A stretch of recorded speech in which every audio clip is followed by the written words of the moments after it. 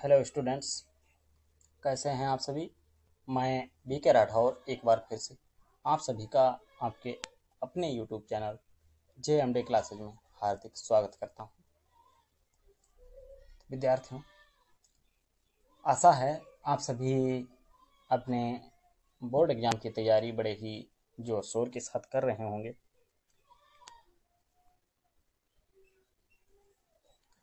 आज हम लोग जीव विज्ञान कक्षा 12 के अंतर्गत जीवों में जनन यानी कि मानव जनन नाम से जो हमारा पाठ है उसको पढ़ेंगे और समझेंगे। इससे पहले आप लोग पुष्पीय पादपों में लैंगिक जनन किस प्रकार से होता है इस पाठ के बारे में गहनता से अध्ययन कर चुके हैं। तो आइए अन्य बातों में समय ना गवाते हुए शुरू करते हैं आज का लेसन। शेयर कर दीजिए सभी को, जिससे अधिक से अधिक बच्चे जुड़ जाएं। स्टूडेंट, जैसा कि सर्वविदित है, मानव एक लैंगिक प्राणी है। ये लैंगिक रूप से जनन करता है तथा जरायुजी प्राणी है। मानव में जनन घटना के अंतर्गत युग्मक की रचना, जिसे युग्मक निर्माण या युग्मक जनन कहते हैं। पुरुषों में शुक्राणु बनते हैं, जबकि स्त्रियों में अंडाणु बनते हैं। अंडाणु बनने की क्रिया को अंडाणु जनन भी कहते हैं। इसके बाद स्त्री जनन पथ में शुक्राणुओं का स्थानांतरण होता है, जिसे वीर्य सेचन कहा जाता है। और पुरुष और स्त्री के युग्मकों का संलयन अर्थात आपस में मिलन, ये निषेचन कहलाता है। निषेचन हो जाने के बाद स्टूडेंट्स युग्मनज अर्थात जाइगोट का निर्माण होता है। ये सारी प्रोसेस जो हैं शामिल होती हैं।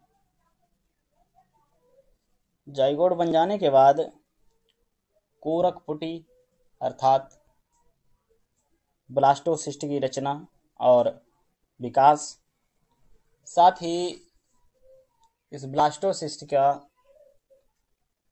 गर्भाशय की दीवार से चिपकना अंतरोपण कहलाता है।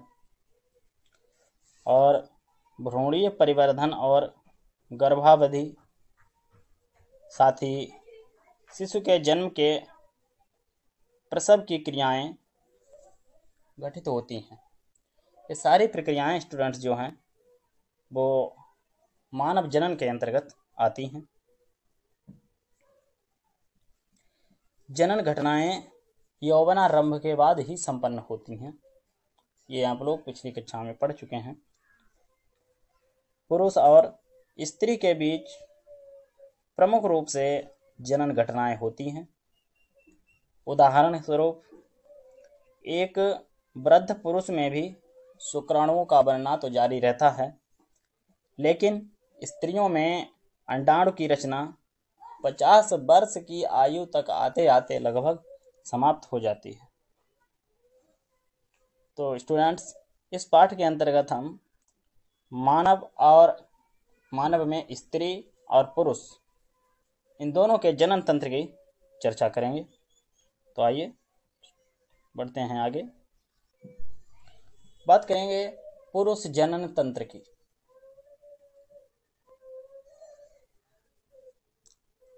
तो पुरुष का जो जनन तंत्र होता है ये शरीर के पेल्विस रीजन में स्थित होता है। इसके अंतर्गत एक जोड़ा वृषण तथा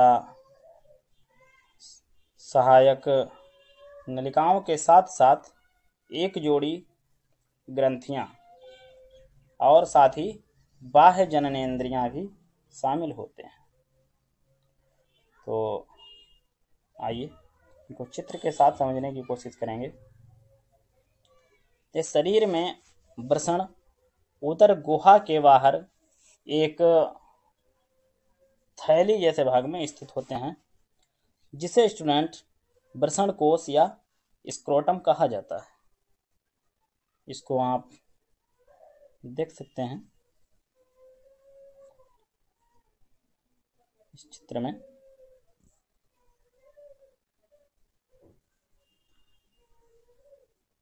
देखिए ये जो संरचना है ये कहलाती है वृषण कोश। आप सभी इससे परिचित हैं।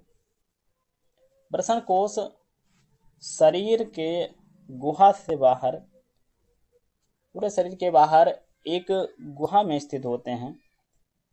यहाँ का तापमान बाकी शरीर से 2 से 2.5 सेंटीग्रेड जो है वो कम रहता है। ऐसा इसलिए होता है क्योंकि यह टेम्परेचर शुक्राणु जनन के लिए आवश्यक होता है।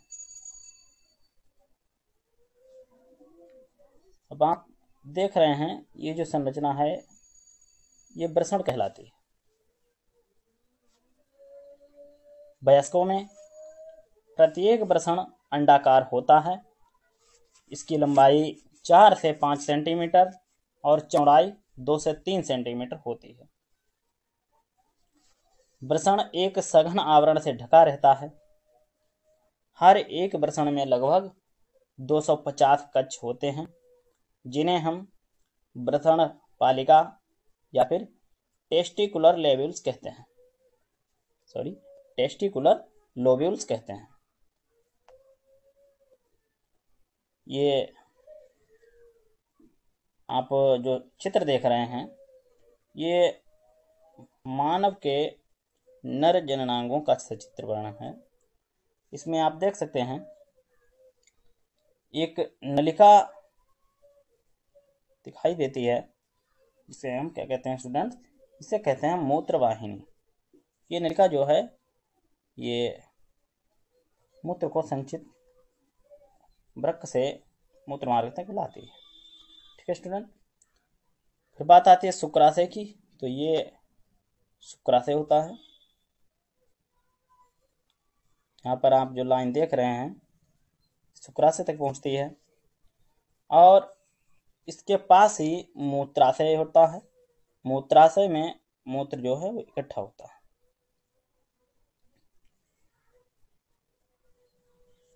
इसके पास से आप देख रहे हैं ये एक नली जो है वो जा रही है वृषण से होकर के मूत्र मार्ग की तरफ। तो ये जो नलिका है ये शुक्रवाहिका कहलाती है। साथ ही इसके पास ही एक और ग्रंथि स्थित होती है जिसको कहते हैं स्टूडेंट्स, ये हमारी प्रोस्टेट ग्लैंड। और स्खलन वाहिनी नलिका भी पाई जाती है तथा बाहर का ये जो भाग दिखाई देता ये शिश्न या लिंग कहलाता है, जो कि पुरुषों में शुक्राणुओं को स्त्री का जनन पथ तक ले जाने के लिए कार्य करता है। तो इस चित्र पर आप लोग विशेष ध्यान रखें। आइए आगे बढ़ते हैं।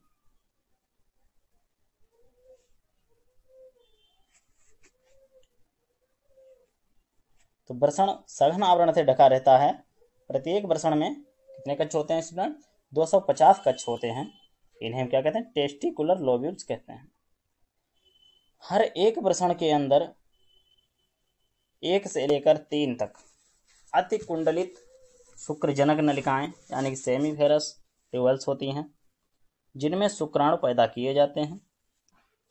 प्रत्येक शुक्रजनक नलिका का भीतरी भाग 2 प्रकार की कोशिकाओं से स्थित होती है, जिन्हें नर जर्म कोशिकाएं अर्थात स्पर्मेटोगोनिया यानी कि शुक्रजनन और सर्टोली कोशिकाएं कहा जाता है। नर जर्म कोशिकाएं अर्धसूत्री विभाजन, जिसे अर्धसूत्रण भी कहा जाता है, तो इसके फलस्वरूप शुक्राणुओं का निर्माण करती हैं, जबकि सरटोली कोशिकाएं जर्म कोशिकाओं को पोषण प्रदान करती हैं। शुक्रजनक नलिकाओं के बाहरी क्षेत्र को अंतराली अवकाश कहा जाता है।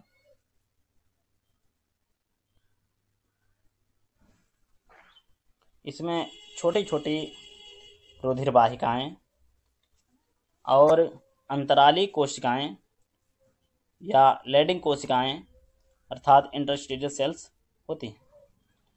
लैडिंग कोशिकाएं पुंजन, जिसे एंड्रोजन नामक हार्मोन कहा जाता है, जो कि एक वृषण हार्मोन है, इसे संश्लेषित और स्रावित करती हैं। यहाँ पर कुछ अन्य कोशिकाएं भी होती हैं जो प्रतिरक्षात्मक कार्य करने में सक्षम होती हैं। पुरुष लिंग सहायक नलिकाओं के अंतर्गत वृषण जालिकाएं यानी ग्रेटर टेस्टिस, शुक्रवाहिकाएं बास एफरेंसिया, अधिवृषण एपिडिडाइमिस और शुक्रवाहिका यानी कि बास डिफरेंस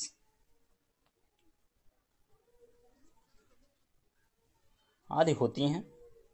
वृषण की शुक्रजनक नलिकाएं वृषण नलिकाओं के माध्यम से शुक्रवाहिकाओं में खुलती हैं।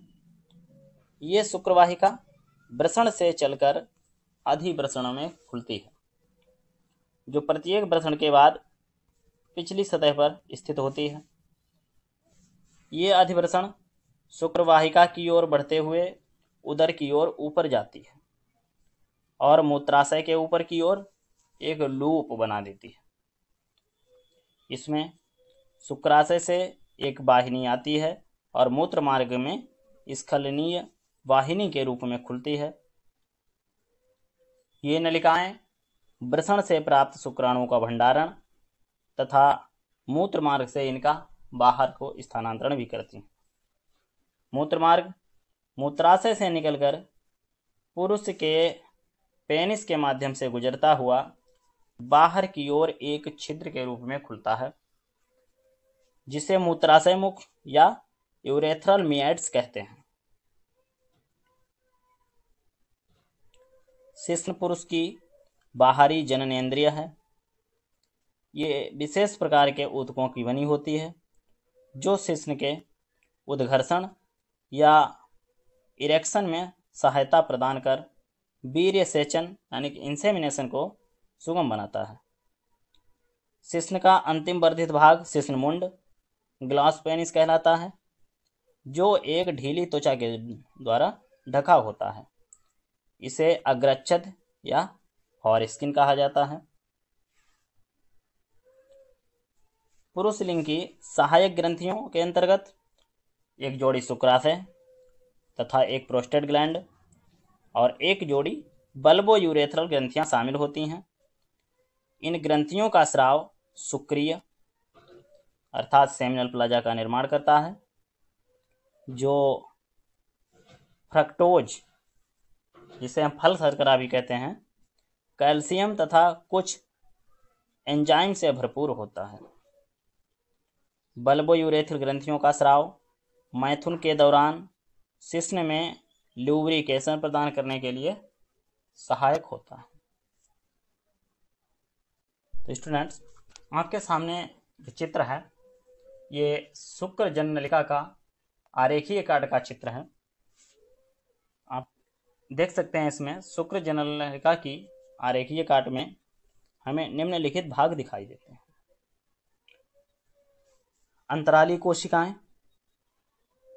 आप देख सकते हैं ये जो हल्के गुलाबी कलर की आपको दिखाई दे रही है, ये जो कोशिकाएं हैं ये कहलाती हैं अंतराली कोशिकाएं।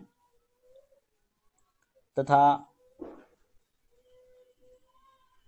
अंदर की ओर आप देख सकते हैं ये शुक्राणुजन यानी कि इस पर मेटोगोनिया कोशिकाएं हैं। और इनके अंतर्गत आप देख सकते हैं ये शुक्राणु, बहुत सारे शुक्राणु आप देख सकते हैं, ये जिनमें पूंछ दिखाई दे रही है, ये सारे शुक्राणु होते हैं। तथा ये जो कोशिकाएं हैं ये सर्टोली कोशिकाएं हैं। सर्टोली कोशिकाओं में ही नर युग्मक अर्थात शुक्राणु धंसे रहते हैं। तो आशा करता हूँ आपको मानव के नर जननांगों के बारे में समझ में आया होगा। आइए अब बात करते हैं स्त्री के जननांगों के बारे में। आइए अब बात कर लेते हैं स्त्री जनन तंत्र की। स्त्री जनन तंत्र के अंतर्गत एक जोड़ा अंडाशय अर्थात ओवरी और इसके साथ साथ एक जोड़ा अंडवाहिनी यानी कि ओविडक्ट, एक गर्भाशय अर्थात यूट्रस और एक गर्भाशयी ग्रीवा सर्विक्स तथा एक योनि अर्थात वेजाइना और बाह्य जननेंद्रिय अर्थात एक्सटर्नल जेनेटेलिया आदि भाग शामिल होते हैं।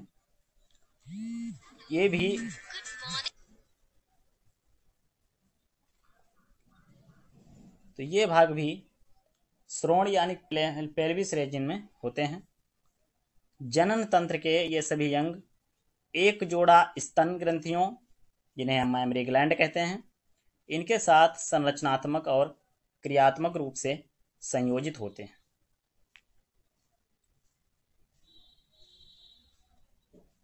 ये स्त्री जनन तंत्र का चित्रीय निरूपण है। आप इसमें देख सकते हैं जो दो गुलाबी रंग के अंडाकार रचनाएं हैं, ये अंडाशय यानी डिंब ग्रंथि कहलाते हैं तथा गर्भाशय की भित्ति जो होती है ये 3 स्तरों में होती है। गर्भाशयी अंतः स्तर तथा गर्भाशयी पेशी स्तर और परिगर्भाशय। बीच में जो आपको गुहा दिखाई दे रही है ये आपके गर्भाशयी गुहा कहलाती है।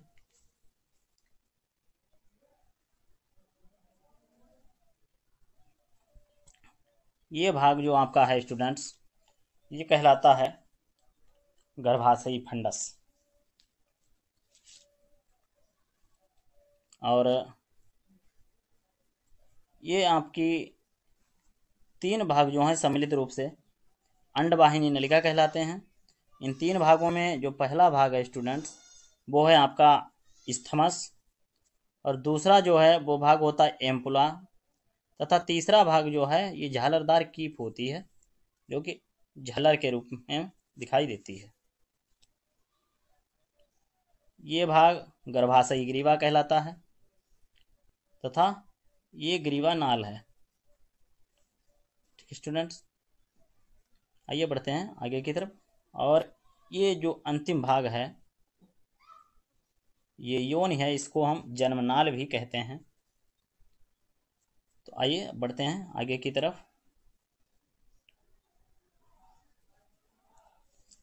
तो उपरोक्त क्रियाओं के फलस्वरूप अंडोत्सर्ग जिसे ओव्यूलेशन कहते हैं, निषेचन अर्थात फर्टिलाइजेशन, सगर्भता यानी प्रेगनेंसी और इसके बाद शिशु जन्म तथा बाद में शिशु की देखभाल की प्रक्रियाओं में सहायता मिलती है। अंडाशय स्त्री के प्राथमिक लैंगिक जननांग हैं। जिस तरह से पुरुषों के प्राथमिक जननांग वृषण होते हैं उसी तरह से अंडाशय जो हैं वो स्त्री के प्राथमिक लैंगिक जननांग हैं। जो स्त्री युग्मक जिसे अंडाणु या ओवम कहते हैं तथा इसके साथ कई स्टेरॉयड हार्मोन उत्पन्न करते हैं। उदर के निचले भाग के दोनों ओर एक एक अंडाशय स्थित होता है तथा प्रत्येक अंडाशय की लंबाई 2 से 4 सेंटीमीटर के आसपास होती है। यह श्रोणि भित्ति और गर्भाशय के स्नायुओं अर्थात लिगामेंट्स के द्वारा जुड़ा होता है। प्रत्येक अंडाशय एक पतली उपकला एपिथेलियमी से ढका रहता है जो कि अंडाशय पेटिका से जुड़ा होता है। यह पेटिका 2 क्षेत्रों एक परिधीय बलकुट जिसे पेरिफेरल कॉर्टेक्स कहते हैं, और एक आंतरिक मध्यांश जिसे मेडुला कहते हैं। तो इन दो भागों में विभाजित होता है, यानी कि बटा होता है। अंडवाहिनियां, डिंबवाहिनी नलिका या फैलोपियन नलिका, गर्भाशय और योनि ये आपस में मिलकर स्त्री सहायक नलिकाएं बनाती हैं। प्रत्येक डिंबवाहिनी लगभग 10 से 12 सेंटीमीटर लंबी होती है, जो प्रत्येक अंडाशय की परिधि से गर्भाशय तक जाती है। अंडाशय के ठीक पास डिंबवाहिनी का हिस्सा कीप के आकार का होता है। मैंने आपको अभी बताया था ये गर्भाशय कीप कहलाती है, जिसके आसपास झालर जैसी संरचना दिखाई देती है। तो इस संरचना को हम कीपक या इफंडीबुलम कहते हैं। इस कीपक के किनारे अंगुली जैसे प्रक्षेप होते हैं, जिसे झालर या फिम्ब्राई कहते हैं।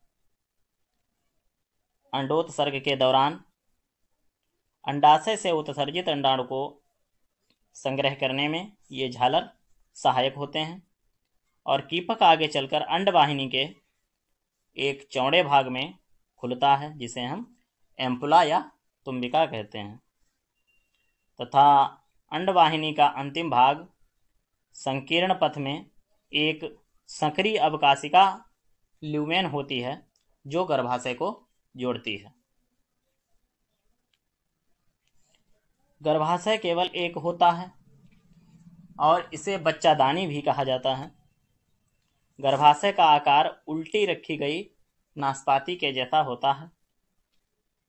यह श्रोणि भित्ति से स्नायुओं द्वारा जुड़ा होता है। गर्भाशय एक पतली ग्रीवा के द्वारा योनि में खुलता है, और ग्रीवा की गुहा को ग्रीवानाल या सर्वाइकल कैनाल कहते हैं, जो वेजाइना के साथ मिलकर जन्मनाल अर्थात बर्थ कैनाल की रचना करती है। गर्भाशय की भित्ति ऊतकों की 3 परत वाली होती है। बाहरी पतली झिल्ली में स्तर को परिगर्भाशय यानी पेरीमेट्रियम, मध्य मोटी चिकनी पेशीय स्तर को गर्भाशयी पेशीय स्तर यानी कि मायोमेट्रियम, और आंतरिक ग्रंथिल स्तर को गर्भाशय का अंतः स्तर अर्थात एंडोमेट्रियम कहते हैं। ये तीनों स्तर गर्भाशयी गुहा को बनाते हैं। आर्तव चक्र यानी कि मेंस्ट्रुअल साइकिल, जिसे एमसी भी कहते हैं, के दौरान गर्भाशय के अंतः स्तर में चक्रीय परिवर्तन होते हैं, जबकि गर्भाशय पेशी स्तर में प्रसव के समय काफ़ी तेज संकुचन होते हैं। स्त्री के बाह्य जननेंद्रिय के अंतर्गत जघन शैल यानी कि मास प्यूबिस, बृहद भगोष्ठ जिसे लेबिया मेजोरा कहते हैं, तथा लघु भगोष्ठ ये लेबिया माइनोरा कहलाता है, यौनिच्छद यानी कि हाइमेन, और भग शेफ अर्थात क्लाइटोरिस आदि होते हैं। जघन शैल बसामयी ऊतकों से बनी एक गद्दी सी होती है, जो त्वचा और जघन बालों से ढकी होती है। बृहद भगोष्ठ ऊतकों का मांसल वलन फोल्ड है, जो जघन शैल से नीचे तक फैले होते हैं और योनि द्वार को घेरे रहते हैं। लघु भगोष्ठ ऊतकों का एक जोड़ा बलन होता है और यह बृहद भगोष्ठ के नीचे पाया जाता है, तथा योनि का द्वार प्रायः एक पतली झिल्ली जिसे योनिच्छद कहा जाता है से आंशिक रूप से ढका होता है। भगशेफ एक छोटी सी अंगुली जैसी संरचना होती है, जो मूत्र द्वार के ऊपर 2 बृहद भगोष्ठ के ऊपरी मिलन बिंदु के पास स्थित होती है, जबकि योनिच्छद प्रायः पहले मैथुन अर्थात प्रथम बार संभोग के दौरान फट जाता है। चूंकि ये जरूरी नहीं है, इससे पहले यह आवरण कभी कभी तेज धक्के या अचानक गिरने से भी फट सकता है। इसके अलावा योनि टैम्पॉन को घुसेड़ने या फिर घोड़े पर चढ़ने या साइकिल चलाने या फिर खेल कूद की सक्रिय भागीदारी से भी फट सकता है। कुछ औरतों का योनिच्छेद संभोग के बाद भी बना रहता है, इसलिए योनिच्छेद के होने या ना होने की बात को किसी स्त्री के कौमार्य यानी कि वर्जिनिटी या फिर यौन अनुभवों का वास्तविक सूचक नहीं माना जा सकता है। कार्यशील स्तन ग्रंथि सभी मादा स्तनधारियों का एक प्रमुख लक्षण है। स्तन ग्रंथियां युग्म संरचना है, अर्थात ये जोड़े के रूप में पाई जाती हैं, जिनमें ग्रंथिल ऊतक और विभिन्न मात्रा में बसा होते हैं। प्रत्येक स्तन का ग्रंथिल ऊतक 15 से 20 स्तनपालियों यानी कि मेमरी लोब्स में विभक्त होता है। इसमें कोशिकाओं के गुच्छ होते हैं जिन्हें कोशिका कहते हैं, तथा कोशिकाओं की कोशिकाओं से दुग्ध स्रावित होता है और जो कोशिकाओं की गुहाओं में एकत्र होता है। कोशिकाएं स्तन नलिकाओं में खुलती हैं और प्रत्येक पाली की नलिकाएं मिलकर स्तन वाहिनी अर्थात मेमरी डक्ट्स का निर्माण करती है। कई स्तन वाहिनियां मिलकर एक बृहद स्तन तुमिका बनाती हैं, जो दुग्ध वाहिनी से जुड़ी होती हैं, जिससे कि दूध स्तन से बाहर निकलता है। तो स्टूडेंट्स, कैसा लगा आपको ये सेशन के बारे में ज़रूर बताएं, कमेंट करें। बहुत ही जल्द मिलते हैं एक नए सेशन के साथ। जैसा कि आप जानते हैं, हमारे चैनल पर एजुकेशन के लिए कोई भी फीस नहीं ली जाती है, तो आज ही जुड़ें हमारे चैनल जेएमडी क्लासेस से और इसके साथ मिलकर के आप अपनी स्टडी कीजिए, जिससे आप परीक्षा में एक उत्तम स्थान प्राप्त करेंगे। चलिए मिलते हैं बहुत ही जल्द। धन्यवाद।